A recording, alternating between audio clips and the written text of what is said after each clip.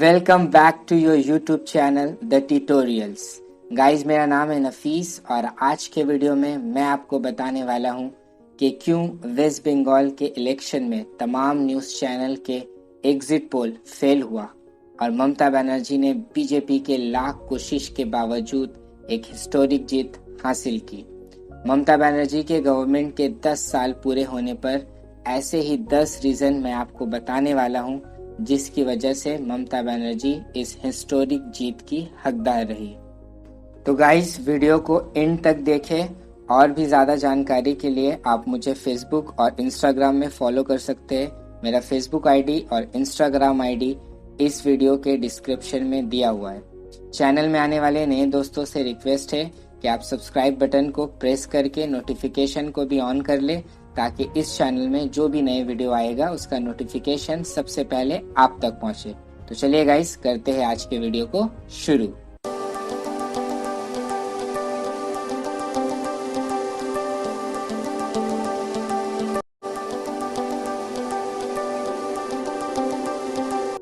दोस्तों, बीजेपी 2014 के बाद से जहां भी इलेक्शन हारी है, हारने की सबसे बड़ी वजह वहां के लोकल लीडर्स रहे हैं। दिल्ली में केजरीवाल हो या फिर बंगाल में ममता बनर्जी, जिस भी स्टेट में बीजेपी नरेंद्र मोदी और अमित शाह पर डिपेंडेंट रहे हैं, वहां पर बीजेपी को इलेक्शन में हार का सामना करना पड़ा है। टीएमसी के इस हिस्टोरिक जीत में सबसे बड़ा रोल ममता बनर्जी का रहा, जो कि खुद एक बंगाल की लोकल लीडर और चीफ मिनिस्टर कैंडिडेट भी है।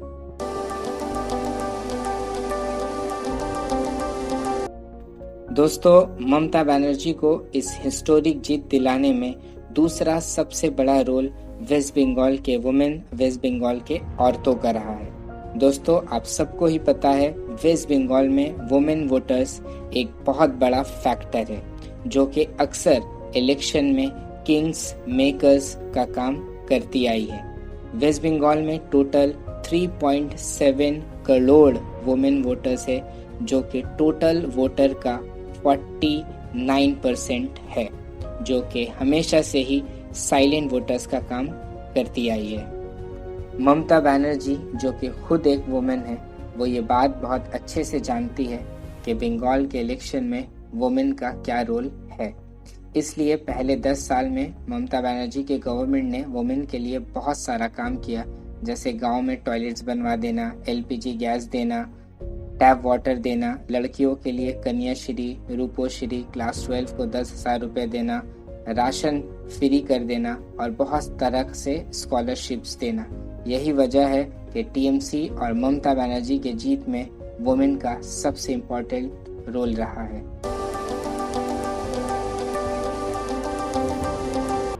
जी हाँ दोस्तों, टीएमसी के जीत का तीसरा वजह है मुसलमान की तादाद बंगाल के टोटल पॉपुलेशन का 30% है। मुसलमानों की ये आबादी कोलकाता, मुर्शिदाबाद, 24 परगना समेत वेस्ट बंगाल के विधानसभा के 294 सीट में 100 से 110 में एक अहम रोल अदा करती है। ममता बनर्जी ने अपने 10 साल की हुकूमत में मुसलमानों के लिए बहुत सारा काम किया, जिनमें मस्जिद के इमाम और मुअज्जिन को सरकार की तरफ से सैलरी देना, मदरसा के बच्चे और बच्चियों को साइकिल देना, मुसलमानों को ओबीसी के जरिए रिजर्वेशन देना और जिस इलाके में मुसलमान की आबादी 10% से ज़्यादा है, वहाँ उर्दू को सेकेंड लैंग्वेज बना देना। यही वजह है ममता बनर्जी के इस साल के जीत में टीएमसी को जो टोटल वोट्स मिले हैं, उन वोट्स में 52% वोट जो आया है वो मुसलमानों से आया है।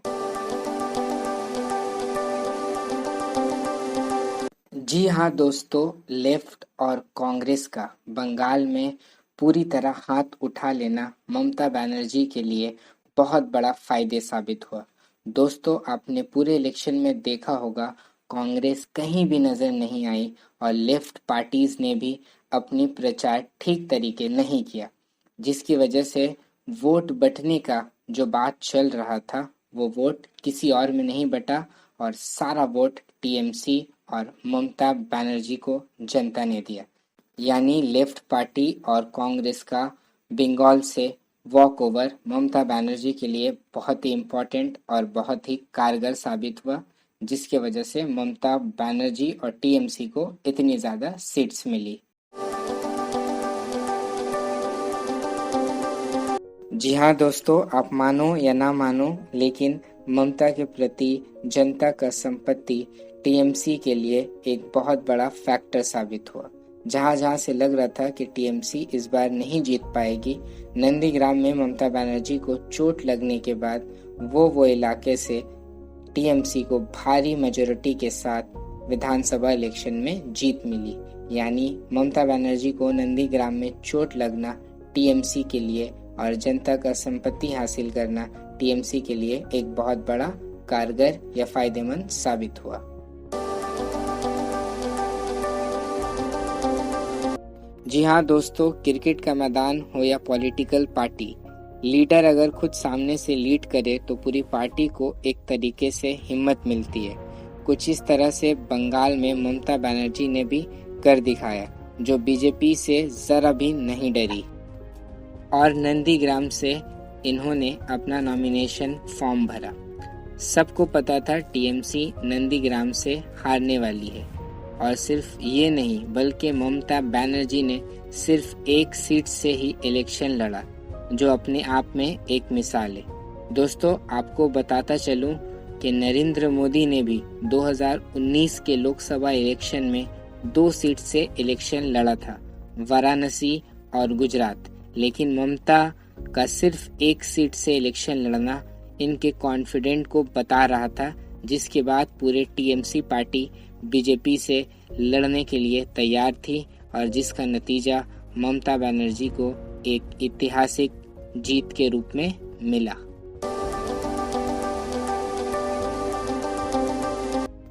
दोस्तों, हिंदू और मुस्लिम्स को आपस में बांटना और जय श्री राम जैसे नारे लगाना बीजेपी के लिए बंगाल इलेक्शन में एक फेलियर साबित हुआ।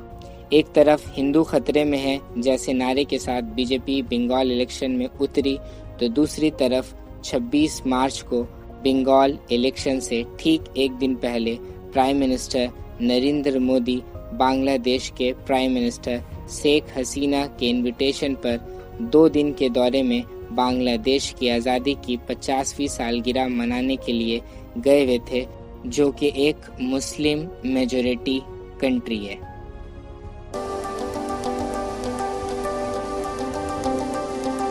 दोस्तों, आपको पता है बंगाल इलेक्शन को कोरोना पैंडेमिक की वजह से 8 फेजेस में कराया गया था, जबकि आखिरी 3 फेज में हिंदुस्तान में कोरोना का सेकेंड वेव आया हुआ था, जिसके वजह से पूरा हिंदुस्तान महामारी से परेशान था। लेकिन ठीक उसी वक्त बंगाल के आखिरी 3 फेज के इलेक्शन में बीजेपी के तमाम बड़े बड़े नेता रोड शो और रैली करते हुए नजर आए, और उनके रैली में कहीं पे भी सोशल डिस्टेंस हमें नजर नहीं आया, जो कि बीजेपी के हारने में एक मुख्य कारण बनी। दोस्तों, आज भी कोरोना वायरस से जो हिंदुस्तान फाइट कर रहा है, लड़ रहा है, और हिंदुस्तान में ऐसा महामारी का सिचुएशन है, इसका सबसे बड़ा वजह है गवर्नमेंट यानी हुकूमत। और आपको भी पता है कि यहाँ पर हुकूमत अभी सेंट्रल में बीजेपी की है, इसलिए वेस्ट बंगाल के जनता ने ये सही नहीं समझा कि जिस तरीके से सेंट्रल गवर्नमेंट में हुकूमत पूरी तरीके से फेल हुई है कोरोना वायरस को ख़त्म करने में, हिंदुस्तान को कोरोना वायरस से बचाने में, इसलिए बंगाल के जनता ने कोविड-19 के फेलियर को नज़र में रखते हुए बंगाल से बीजेपी का सफाया कर दिया।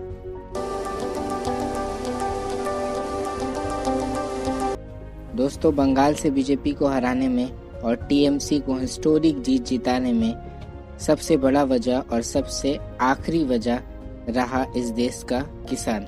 दोस्तों, आप सबको पता है कि कई महीनों से हमारी सरकार और किसानों के बीच संबंध अच्छे नहीं चल रहे, जिसके बाद तमाम किसान यूनियन ने ये फैसला लिया था कि सरकार अगर उनकी बात नहीं मानती है तो वो ऐसे स्टेट में जाएंगे जहां पर इलेक्शन होने वाला है और वहाँ जाकर बीजेपी के मुखालिफत करेंगे।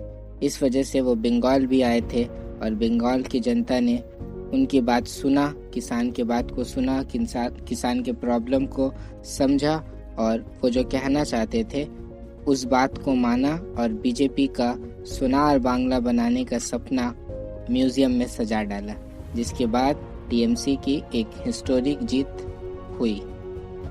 दोस्तों, उम्मीद करता हूँ ये वीडियो आपको पसंद आया होगा, तो इस वीडियो में ज़्यादा से ज़्यादा लाइक, सब्सक्राइब और कमेंट करें और इस वीडियो को अपने दोस्तों तक पहुँचाएं और ये वीडियो कैसा लगा मुझे बताना ना भूलें। तो चलिए दोस्त, मिलते हैं अगले वीडियो में।